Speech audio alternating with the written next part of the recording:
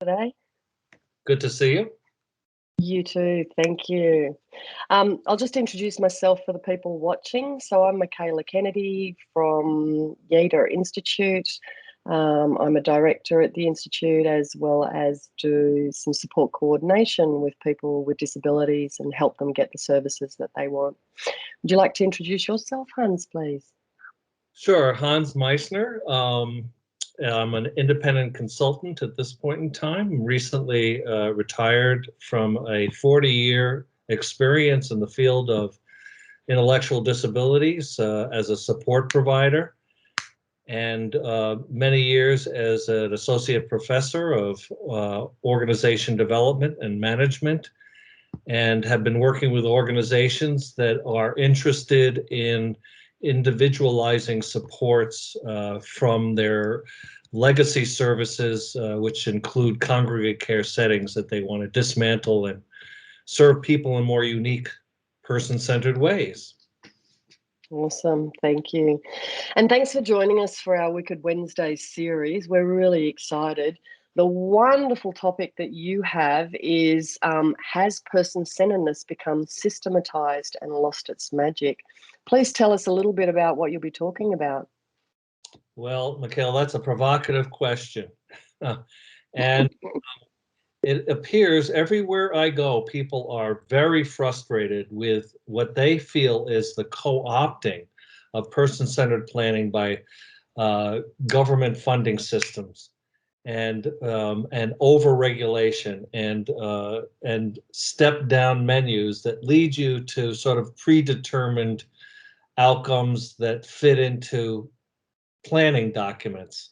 And unfortunately, this seems to really contradict what the spirit and origin and intention of person-centered planning was all about at one point in time. Lots of frustration. Yeah, awesome. So if I can say the title of your talk, because that really spoke to me. So reclaiming the heart, soul and purpose of person-centered work and planning. Can you tell us a little bit about just a brief overview of what you'll include in that talk? Sure. It's kind of interesting that I use the heart, soul, and purpose of language.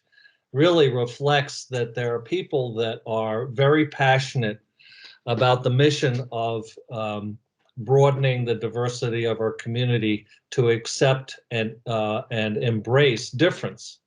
And that would include the people that we've been working with for many years and feel often that we're swimming upstream, mainly because we're attempting to do that with funding that has had a lot of strings attached to it. So what I'm going to talk about a little bit would be kind of the origins of person-centered planning, very briefly, just the intention of it, what it was intended to do.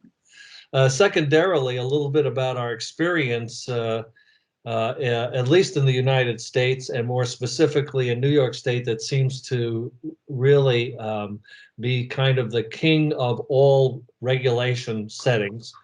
And I can talk a little bit about my experience there and the frustrations we had, and then the kind of practices and spaces that we're creating and facilitating to sort of reclaim the soul of the work. It's spaces to innovate. And I use the word innovate purposefully because it really is not something that is out there in practice at this point in time. It's except in small pockets in different places, and it really entails an act of creation or creativity to, be truly, authentically person-centered in approaches.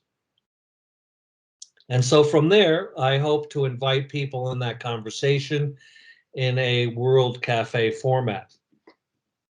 Yeah, beautiful. Thank you so much. I'm really excited. I will definitely be there and be a part of the conversation and look forward to it. Thanks, Hans. And I look forward to seeing you and others there. Cool.